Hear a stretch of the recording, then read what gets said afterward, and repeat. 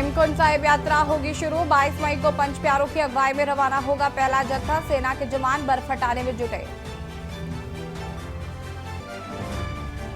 चार धाम यात्रा के लिए अब तक 14 लाख रजिस्ट्रेशन, आंकड़ा 25 लाख तक पहुंच सकता है। ऑनलाइन पूजा कराएं बुकिंग।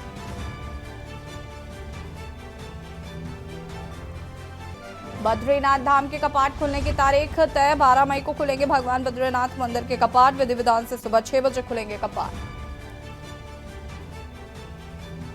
भारत तिब्बत सीमा पुलिस बल की मुख्य धारा से जुड़े 53 अफसर, कंधों पर लगे सितारे, खिले चेहरे। एक्शन में कुमाऊं कमिश्नर दीपक रावत। वीसी कर दिए सख्त निर्देश, जंगलों को आग लगाने वालों की खैर नहीं। देहरादून में मौसम विभाग ने येलो अलर्ट जारी किया। उत्तराखंड में बारिश की जताई संभावना। प्रदेश में 26-27 अप्रैल को बारिश की जताई संभावना। के न्यूज़, खबरों का सारथी। नमस्कार, खबर उत्तराखंड में आप सभी का स्वागत है। मैं हूं आपके साथ यशु शुक्ला। खबर उत्तराखंड का रुख करेंगे, लेकिन उससे पहले आपको उत्तर प्रदेश के बुलंदशहर से बड़ी खबर बता देते हैं। 199 बूथ पर मतदान हुआ शुरू। बुलंदशहर से खबर आपको बता रहे हैं। मतदान बहिष्कार की खबर पर दौड़े अधिकारी। एसडीएम ने ग्रामीणों को समझाकर शुरू कराया मतदान।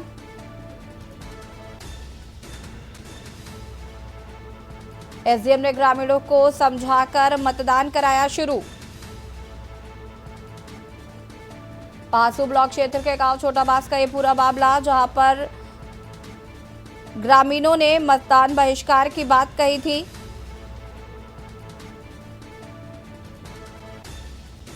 जिसके बाद ग्रामीणों को समझा बुझाकर मतदान शुरू कराया गया है। मतदान बहिष्कार की खबर पर दौड़े अधिकारी।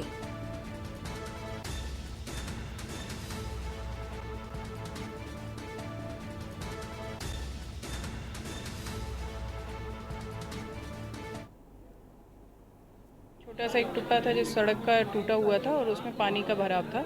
तो ग्रामवासियों का कहना था कि ये पानी भराव नहीं होना चाहिए, जो वाकई में होना भी नहीं चाहिए। पानी भराव की समस्या के लिए हम लोग वैसे भी अभी बहुत ज़्यादा उस पर कार्रवाई कर रहे हैं कि कहीं पे भी गड्ढों में पानी ना भरा रहे या सड़क ना टूटी रहे। उसके लिए सब लोग प्रयासरत हैं। प्रशासन पूरी तरीके से गंभीर है, लेकिन जैसे ही हमारे प्रकरण संज्ञान में आया है उसकी त्वरित रूप से उसका निस्तारण किया जाएगा। संबंधित विभाग उसके लिए एक्शन लेंगे। ग्रामवासियों को समझा दिया गया है और वो पूरी तरीके से संतुष्ट हैं और अपना वोट कास्ट करना उन्होंने शुरू कर दिया है। जैसा कि आप देख सकते हैं 5 से लेकर 6-7 मतदाता अभी वोट कास्ट कर चुके हैं और नॉर्मली जैसे वोट कास्ट होता है अब आगे के लिए यहाँ पर जितने भी मतदाता हैं जो अपना वोट कास्ट करना चाहेंगे नॉर्मल तरीके से करेंगे। कुछ गांव की समस्या थी। हमारी जो मुख्य मार्ग है गांव का, उस पर पानी भरा हुआ है और काफ़ी दिन से खड्डे ऐसे हो रहे हैं कि आम आदमी को निकलना। प्राइमरी स्कूल है, मंदिर है और चामुंडा माँ का मंदिर है, वहाँ पर भी लोग कीचड़ में होकर क्रॉस करते हैं। इसीलिए कि गांव के लोगों ने बैठ कर के ये कहा कि भाई इस बार आला अधिकारियों तक अपनी बात को पहुंचाया जाए। और अब रुक करेंगे खबर उत्तराखंड का हल्द्वानी से खबर, जहां पर ईडी की छापेमारी से मचा हड़कंप। सुरजीत सिंह नरोला के घर चल रही कार्रवाई। ईडी की टीम कुछ भी बताने से कर रही इंकार। रडार पर हल्द्वानी के कई और दिग्गज शामिल। सुरजीत सिंह का बेटा मनप्रीत ड्रग्स मामले में भी शामिल। 2019 ड्रग्स मामले में लंदन से गिरफ्तार हुआ था मनप्रीत।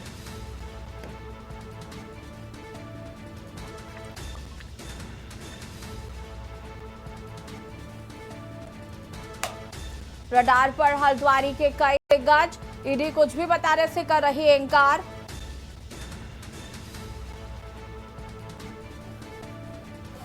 सुरजीत सिंह का बेटा मनप्रीत ड्रग्स मामले में भी शामिल। 2019 ड्रग्स मामले में लंदन से गिरफ्तार हुआ था मनप्रीत। हल्द्वानी से खबर, ईडी की छापेमारी से मचा हड़कंप।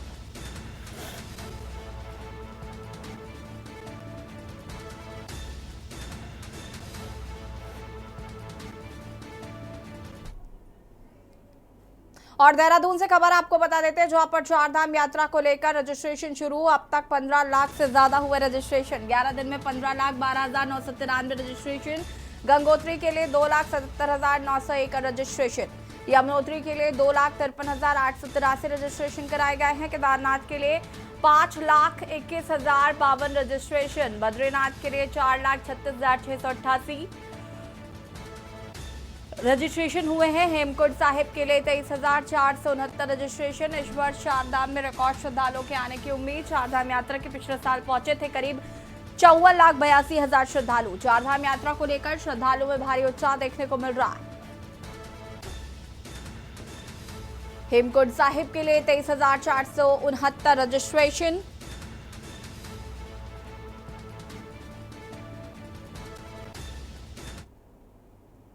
देहरादून से खबर आपको बता देते हैं, जहां पर मौसम विभाग ने येलो अलर्ट जारी किया है। उत्तराखंड में आज बारिश की जताई गई संभावना।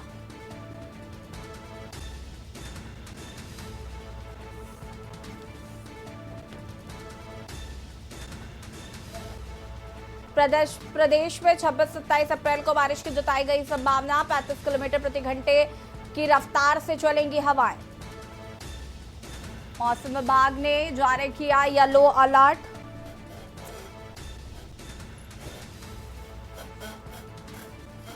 उत्तराखंड में आज बारिश की संभावना जताई है मौसम विभाग ने।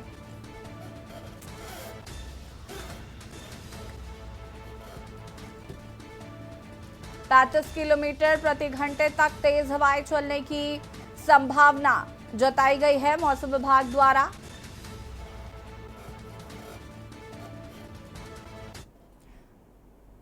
लालकुआ के आबादी वाले क्षेत्र में स्थित स्लीपर फैक्ट्री में देर रात फिर से विशालकाय भालू के पहुंचने पर क्षेत्र में हड़कंप मच गया है। 2 दिन पूर्व ही वन विभाग ने भालू को रेस्क्यू कर उसे जंगल पहुंचाया था।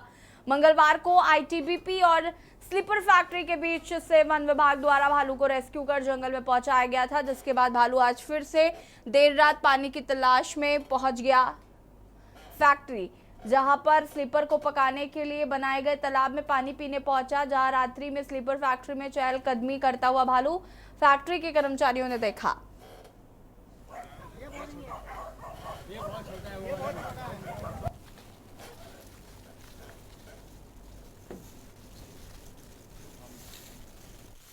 जी हमें सूचना मिली थी रात में कि यहाँ पर भालू दिखा है, तो हमारी टीम जो है तत्काल यहाँ पर पहुँच गई है और टीम रणनीति बना के भालू को रेस्क्यू करने का प्रयास कर रही है। कौन कौन से रेंज के लोगों को मदद की जा रही जी हमारे स्थानीय गौला रेंज और डॉली रेंज के स्टाफ यहाँ पर मौजूद है और जल्द अन्य रेंज का स्टाफ भी आवश्यकता अनुसार यहाँ पर बुलाया जा रहा है। है? परसों घटनाक्रम हुई क्या वही बात है या क्या देख के लग रहा है आपने मौका मुआयना क्या है? जी अभी देख के एकदम कंफर्म नहीं बताया जा सकता, बट जिस लोकेशन में परसों भालू था उसी लोकेशन में ये भालू भी दिख रहा है।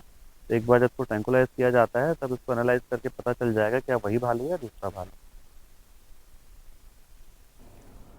पौड़ी गढ़वाल से खबर आपको बता देते हैं, जहां पर पौड़ी गढ़वाल गर्मी बढ़ाने के साथ ही जंगलों के धधकने का सिलसिला शुरू हो गया है। ऐसे में वन विभाग की टीम जंगलों में लगी आग को बुझाने और आग पर काबू पाने के लिए संजीदा होकर काम कर रही है। वहीं पर्यावरण प्रदूषण और जंगली जानवरों के बचाव को लेकर वनाग्नि की घटना घटित होने पर तुरंत वन विभाग टीम जंगल की आग को बुझाने के लिए पहुंच रही है। आज रिजर्व फॉरेस्ट की कंपार्ट नंबर 5 चैंड मुंडा में अपनी सूचना पर डीएफओ सिविल सोया प्रदीप कुमार धौलाखंडी व डीएफओ गढ़वाल वन विभाग स्वप्निल अनिरुद्ध ने संयुक्त रूप से टीम के साथ घटनास्थल पर पहुंचे, जहां वन विभाग की टीम कड़ी मशक्कत कर आग पर काबू पाया।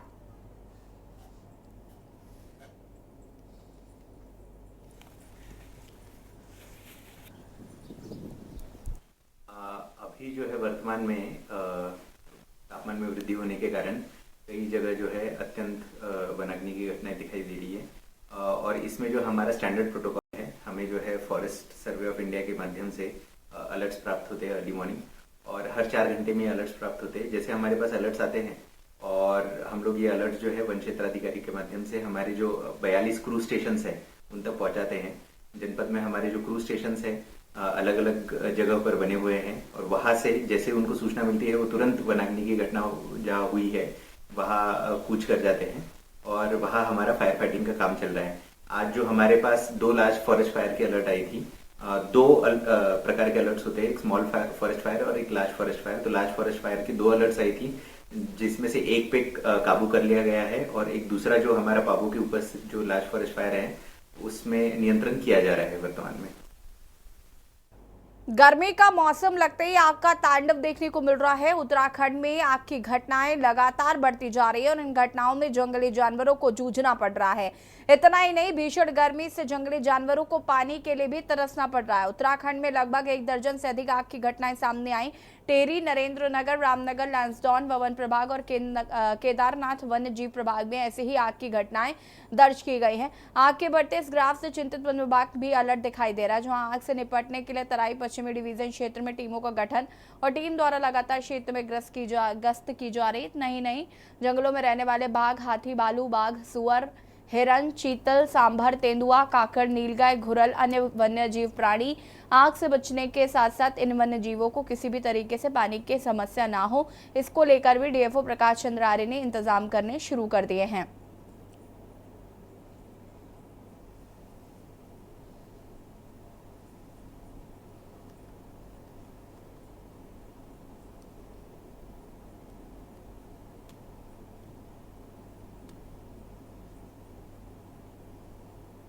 देखिए, इस समय वास्तव में गर्मी बहुत ज़्यादा हो रही है और जंगलों में आग की घटनाएं भी बहुत तेज़ी से फैल रही हैं। तराई में लेकिन हम लोग हैं, तराई के जंगल हैं, तो थोड़ा सा उस लेवल पे आग यहाँ पे नहीं लगती है, और अगर लगती है तो तेज़ी से हम लोग कंट्रोल कर लेते हैं। हमारे पास लगभग हमने 80 फायर वॉचर्स और हमारा क्रू स्टेशन क्रू मेंबर्स लगे हुए हैं, जिसमें कि हम आग के रोकथाम के लिए पूरी तरह से अलर्ट हैं और उसकी पूरी तैयारी है हमारी। तो इसलिए हमारे यहाँ आग की घटनाएं बहुत ज़्यादा है नहीं, लेकिन क्योंकि गर्मी का मौसम है, जंगली जानवरों के लिए पानी की व्यवस्था करना ये हमारी पहली प्राथमिकता है। तो हमारे जितने भी वाटर होल्स हैं जंगल के अंदर, जो भी बने हुए वाटर होल्स में, सब में नियमित रूप से हम लोग टैंकर से, जहाँ तक हमारा पानी की जो हमारी लाइन है वहाँ से अगर लाइन से अगर पड़ जा रहा है तो ठीक है, नहीं तो जिस जगह पे पानी की लाइन नहीं है वहाँ पे हम लोग टैंकरों से व्यवस्था कर रहे हैं पानी की। उत्तराखंड में वनों में आग लगने का सिलसिला निरंतर जारी है। तमाम कोशिशों के बावजूद भी वन विभाग आग को रोकने में सफल नहीं हो पा रहा है। बीते दिनों जंगल में लगने वाली आग को लेकर मुख्यमंत्री ने वन विभाग को निर्देश जारी किया था।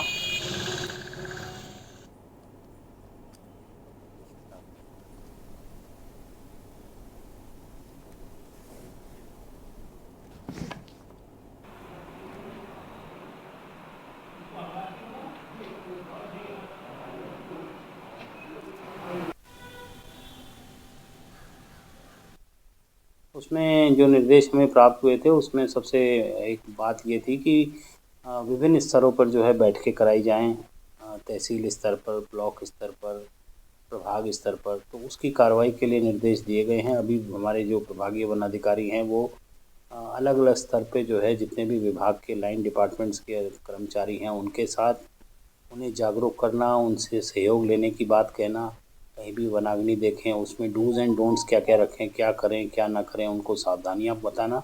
इस तरह का एक मिशन मोड में जो है वो बैठकों का कार्यक्रम जो है शुरू कर दिया गया है। नैनीताल के डीएसए मैदान में खेली जाने वाली हॉकी के खेल ने जहां देश के दो ओलंपिक खिलाड़ियों राजेंद्र सिंह रावत और सैयद अली के रूप में दिए, तो वहीं दर्जनों जूनियर इंडिया खेलने वाले खिलाड़ी भी दिए हैं। एक समय था जब नैनीताल की हॉकी का डंका पूरे देश में बजता था। बीते कई वर्षों से संसाधनों की कमी और उचित मार्गदर्शन के अभाव में हॉकी के खेल की जगह फुटबॉल और क्रिकेट ने ले ली है। बैंक नैनीताल ने इस दिशा में पहल करते हुए नैनीताल के भारतीय शहीद सैनिक विद्यालय नैनीताल को 1 लाख का आर्थिक सहयोग देकर हॉकी के खेल को पुनर्जीवित करने के लिए सार्थक पहल की जा रही है, जिसमें प्रारंभिक दौर से लगभग 100 हॉकी खिलाड़ी कक्षा 4 से कक्षा 12वीं तक के लिए तैयार किए जा रहे हैं।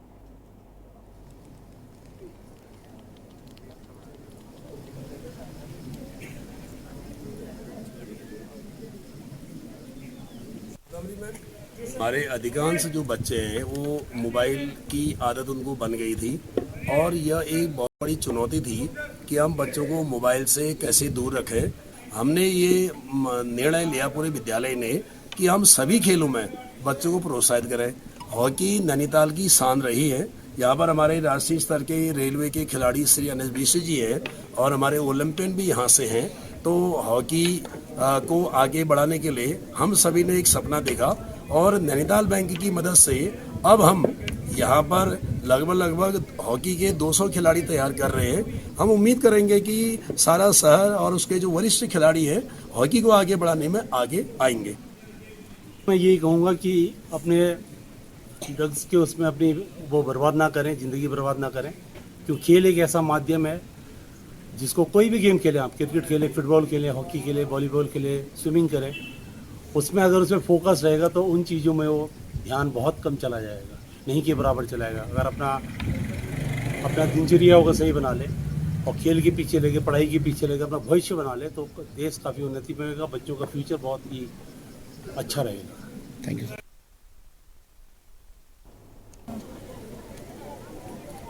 विद्यालय परिवार की ओर से सम्मानित किया जाए।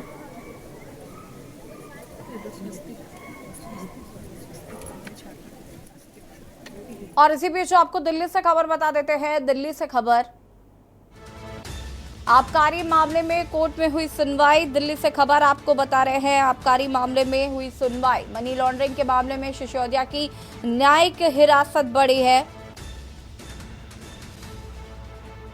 मनीष सिसोदिया की बड़ी न्यायिक हिरासत। मनी लॉन्ड्रिंग के मामले में सिसोदिया की न्यायिक हिरासत बढ़ी।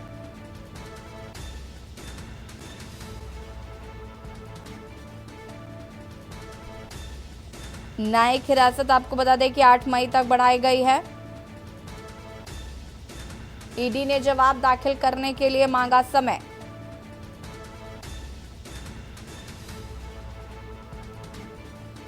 और इसी खबर पर ज्यादा जानकारी के लिए संवाददाता प्रवेश हमारे साथ जुड़ चुके। प्रवेश, क्या कुछ जानकारी है? मनीष सिसोदिया की न्यायिक हिरासत को बढ़ाया गया है 8 मई तक के लिए। बिल्कुल, देखिए मैं आपको बता दूं कि आम आदमी पार्टी के नेता और दिल्ली के पूर्व उप मुख्यमंत्री मनीष सिसोदिया की न्यायिक हिरासत 8 मई तक बढ़ा दी गई है। सबसे बड़ी बात यह है कि जिस तरीके से बार बार उनकी लीगल टीम ये कोशिश कर रही है कि उनको किसी तरीके से जमानत मिल जाए, लेकिन ऐसा हो नहीं रहा है और मनीष सिसोदिया की मुश्किलें लगातार बढ़ती हुई नजर आ रही है। बिल्कुल, अगर हम बात करें यहाँ पर तो ईडी ने जवाब दाखिल करने के लिए भी समय मांगा है। बिल्कुल, देखिए कोर्ट में विशेष रूप से ईडी की तरफ से ये कहा गया है कि कुछ जो है अभी पूछताछ बाकी है, सवाल जवाब बाकी है। उसके अलावा कुछ दस्तावेज है जो कोर्ट में पेश करने हैं, उसको लेकर कोर्ट ने उनको समय भी दिया है। और मनी लॉन्ड्रिंग, जो आबकारी नीति में मनी लॉन्ड्रिंग के मामले हैं, इसमें 8 मई तक मनीष सिसोदिया की न्यायिक हिरासत बढ़ा दी गई है। ठीक है, शुक्रिया आपका जानकारी साझा करने के लिए। बता दें कि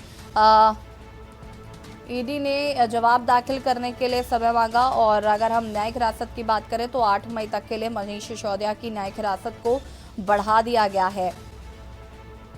ईडी का साफ तौर पर कहना है कि अभी पूछताछ बाकी है, जिसको लेकर उनकी न्यायिक हिरासत बढ़ाई गई है। तो कहीं ना कहीं मनीष सिसोदिया की मुश्किलें कम होने का नाम नहीं ले रही हैं।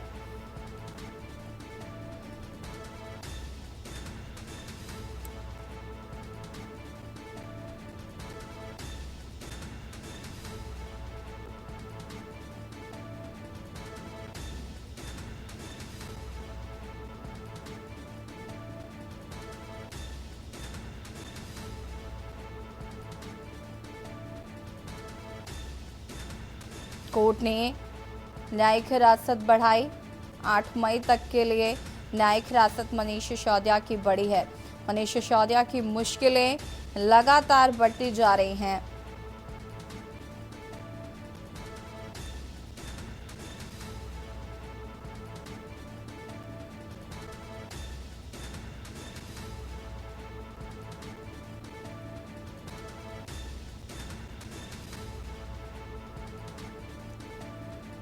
मनीष सिसोदिया की न्यायिक हिरासत 8 मई तक के लिए बढ़ी और ईडी ने भी जवाब दाखिल करने के लिए समय मांगा है।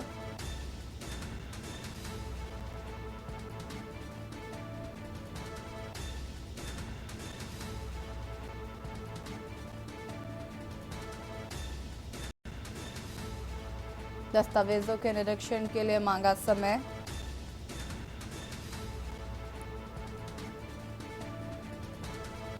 दिल्ली से खबर, आबकारी मामले में कोर्ट में हुई सुनवाई। मनी लॉन्ड्रिंग के मामले में सिसोदिया के न्यायिक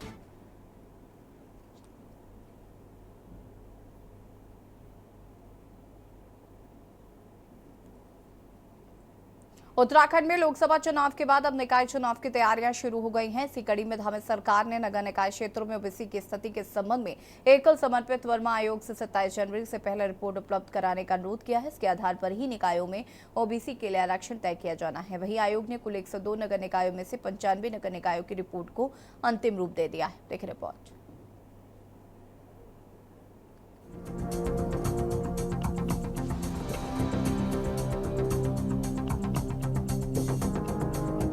देवभूमि उत्तराखंड की 5 लोकसभा सीटों में पहले चरण में हुए मतदान के बाद अब धामी सरकार निकाय चुनाव की तैयारियों में जुट गई है। धामी सरकार ने नगर निकाय क्षेत्रों में ओबीसी की स्थिति के संबंध में एकल समर्पित वर्मा आयोग से 27 जनवरी से पहले रिपोर्ट उपलब्ध कराने का अनुरोध किया है। वहीं नैनीताल हाईकोर्ट में नगर निकायों के चुनाव कराने के मामले में दायर जनहित याचिका पर सरकार की ओर से महाधिवक्ता SN बाबुलकर ने कहा कि नगर निकायों में प्रशासकों का कार्यकाल नहीं बढ़ाया जाएगा, चुनाव समय के भीतर हो जाएंगे। आपको बता दें कि उत्तराखंड में 100 नगर निकायों का 5 वर्ष का कार्यकाल पिछले 2 साल 2 दिसंबर को खत्म होने के बाद इन्हें प्रशासकों के हवाले कर दिया गया था। इसी बीच समय पर नगर निकाय चुनाव न होने का मामला हाई कोर्ट पहुंचा। वहीं कोर्ट ने 6 माह के भीतर चुनाव कराने का आदेश दिया है। वहीं शहरी विकास मंत्री प्रेमचंद्र अग्रवाल का कहना है कि सरकार की मंशा चुनाव कराने की है। इस संबंध में जरूरी प्रक्रिया चल रही है। देखिए, जो संविधान की जो व्यवस्था है उसके अनुसार आप 5 साल के जो कार्यकाल होता है, जो म्यूनिसिपैलिटी यानी नगर पालिकाओं का, चाहे वो नगर पंचायत हो, नगर पालिका हो, नगर परिषद हो, नगर निगम हो, तो इनका जो है कार्यकाल अगर 5 साल का है तो उससे ज़्यादा आप उसको बढ़ा नहीं सकते। उसके भीतर आपको 6 महीने पहले ही तैयारियां करनी होती है ताकि सही समय पर आप बोर्ड का गठन कर सकें। तो उत्तराखंड में 2 दिसंबर को वह कार्यकाल पूरा हो रहा था, क्योंकि उत्तराखंड सरकार ने 30 नवंबर को ही प्रशासक यहाँ पर बैठा दिए, जो 2 दिसंबर से जिसका कार्यकाल अब जो है, जो 6 महीने की अवधि है, वो 2 जून को पूरी हो रही है। इस लिहाज से एक पिटीशन यहाँ पर उस जनहित याचिका में चैलेंज किया गया कि आप ऐसा नहीं कर सकते कि बार बार प्रशासक बैठा करके इस कार्यकाल को बढ़ा सकते हैं। की मंशा तो चुनाव कराने की है और उसकी जो प्रक्रियाएं हम लोग शुरू कर रखे हैं, और जो भी हमारी आवश्यकताएं हैं, जिस प्रकार से हमारी उस प्रक्रिया के लिए जरूरी चीज़ें हैं, उसको हम कर रहे हैं। प्रयास तो ये है कि हम समय पर चुनाव कराएं। आज से आपको बता दें कि उत्तराखंड सरकार ने सुप्रीम कोर्ट के आदेशों के क्रम में निकाय क्षेत्रों में ओबीसी के वास्तविक स्थिति के मद्देनजर नैनीताल हाईकोर्ट के रिटायर्ड जज BS वर्मा की अध्यक्षता में एक कमेटी गठित की थी।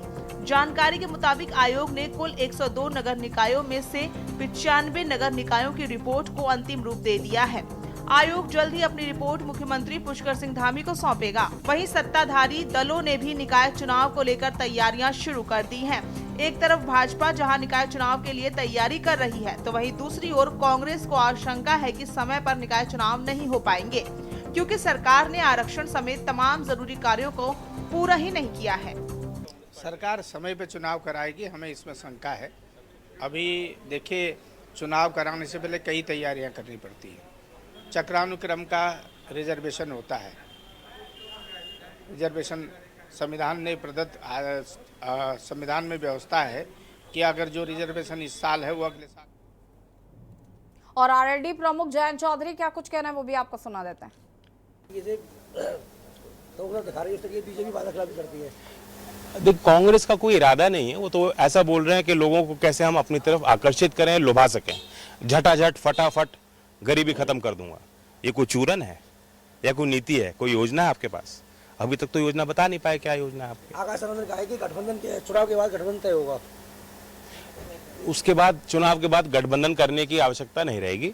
एनडीए पूरी ताकत के साथ 400 सीट जीत के आ रही है। रामगोपाल जी ने कहा कि अखिलेश कमजोर से लड़ रहे हैं, पूरी 80 सीटें सभा जीतेगी। तो दावे होते हैं, हम अपना दावा कर रहे हैं, वो अपना दावा कर रहे हैं। जनता के हाथ में, जनता की अदालत में है, जनता जनार्दन तय करेगी। मार्जिन कितना रहेगा इस बार? बड़ा मार्जिन। उत्तराखंड में फिलहाल इतना ही। देखते रहिए के न्यूज़ इंडिया। नमस्कार। आप देख रहे हैं के न्यूज़, खबरों का सारथी।